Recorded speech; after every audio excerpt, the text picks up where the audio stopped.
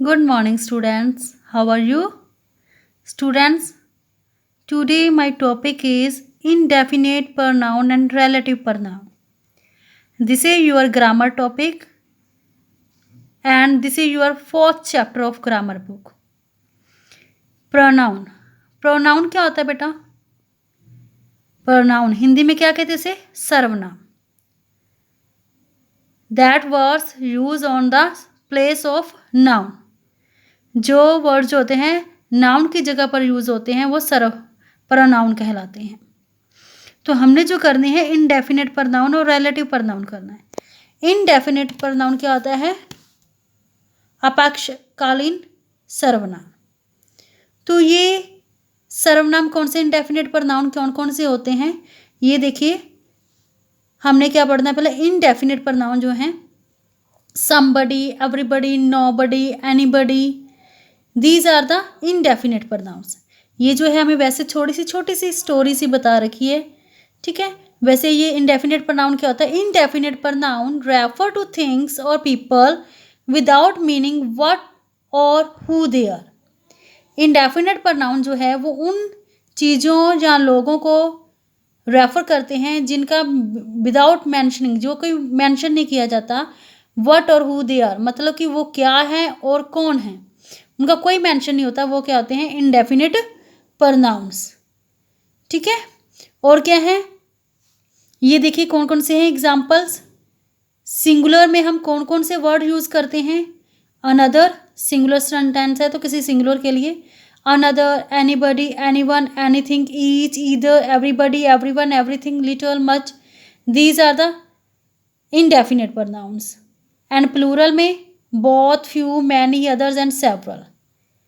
Singular and plural में मतलब कुछ सिंगुलर आ गया है आपका सब्जेक्ट या प्लूरल आ गया तो आपने ये वर्ड इनडेफिनेट प्रोनाउन यूज़ करने, जैसे ऑल, एनी, मोर, मोस्ट, नन और सम.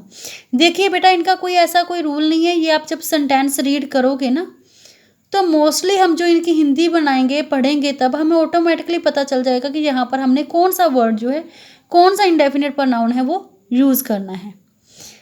ठीक है. ये है हमारे इनडेफिनेट प्रोनाउन के हैं और कॉमन इनडेफिनेट प्रोनाउन है. और नेक्स्ट है हमारा रिलेटिव प्रोनाउन. रिलेटिव प्रोनाउन क्या होता है? The pronouns that introduce a dependent clause और connect to the independent clause are called relative pronouns. वो प्रोनाउन जो हम इंट्रोड्यूस कराते हैं डिपेंडेंट क्लॉज से. डिपेंडेंट क्लॉज क्या होता है? जो क्लॉज जो है अपने आप सेंस बनाता है, जो सेंटेंस की सेंस जो है पूरी अपने ऊपर ही निर्धारित होती है, किसी पर वो निर्भर नहीं होता और उसे किसी के साथ कनेक्ट करता है इंडिपेंडेंट क्लॉज से, वो कहलाते हैं रिलेटिव प्रोनाउन. मतलब जो दो सेंटेंस होते हैं उनको जो जोड़ता है, जो वर्ड हम यूज़ करते हैं ना वो होता है रिलेटिव प्रोनाउन. वो कौन कौन से हैं? जैसे कि हु, हुज, हुम, विच एंड दैट. ये क्या है? हमारे रिलेटिव प्रोनाउन है. मतलब हमें जो है दो सेंटेंसों का आपस में संबंध पता चलता है. मतलब दो दिए गए हमें तो उनको हम जो है कुछ के साथ जोड़ते हैं तो रिलेटिव उसके साथ रिलेशन बनाते हैं, पता चल जाता है. For example Mister Cobb who is a native of London is not the owner of this car. Mister Cobb who क्या है यहाँ पर? रिलेटिव प्रोनाउन है जो कि लंदन का नेटिव है और वो क्या है? इस कार का ओनर नहीं है. मतलब इसमें हु क्या है? रिलेटिव प्रोनाउन है. ठीक है. तो अब uses of relative pronoun. Who हम कहाँ यूज करते हैं? Who is used for persons only. ये केवल पर्सन्स के लिए, इंसानों के लिए यूज होते हैं. It may refer to a singular और प्लूरल नाउन. ये चाहे सिंगुलर नाउन आ जाए चाहे आपका प्लूरल नाउन आ जाए, दोनों के साथ यूज होता है. For example the women who is sitting in the park is my aunt. कि औरत जो पार्क में बैठी हुई है वो मेरी क्या है? आंटी है. रिलेटिव संबंध बता दिया ना कि उस औरत के साथ क्या संबंध है मेरा, कि वो जो बैठी हुई है वो मेरी आंटी है. Which is used for non living things and for animals. Which word जो है वो हम नॉन लिविंग निर्जीव चीज़ों के लिए यूज़ करते हैं या फिर जानवरों के लिए. ये भी सिंगुलर और प्लूरल नाउन दोनों के लिए यूज़ होता है. For example the fish which was caught by a fisherman was put back into the river. मछली जो कि उस फिशरमैन मछुआरे की तरह द्वारा पकड़ी गई थी वो दोबारा नदी में डाल दी गई। What refers two things only. What word जो है वो हमेशा चीज़ों के लिए, वस्तुओं के लिए ही यूज़ होता है। It is use without an antecedent expressed and it is equivalent of which when used for non living things. और ये तभी यूज होता है विच जो है नॉन लिविंग के लिए यूज़ करते हैं ना, तो ये जो है वट जो है वो हम थिंग्स के लिए यूज़ कर देते हैं। मतलब वहाँ पर है जो है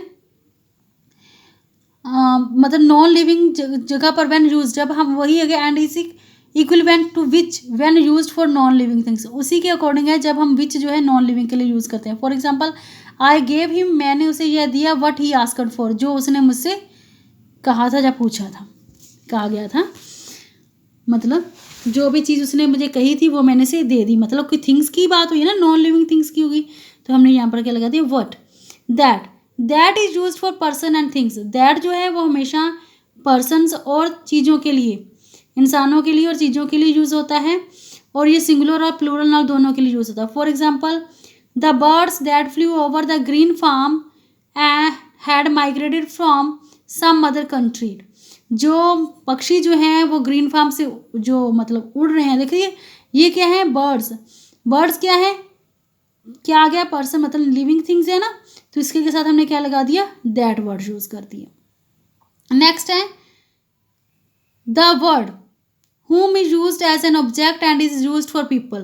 whom जो है वो ऑब्जेक्ट के रूप में यूज करते हैं और ये इंसानों के लिए यूज होता है। For example the person whom you met in the office is my uncle. मतलब वो आदमी, वो उस इंसान को जिसको आप ऑफिस में मिले थे वो मेरे क्या थे, अंकल थे। Clear? These are the indefinite and relative pronouns। So students, and these are the worksheet of this topic you will complete, and if you have any problem then you will call me। And students, today I am sending you determiners worksheets. I hope you also complete it. If any problem you can solve that exercise again, because I am sending you solved exercise. Thank you, have a nice day.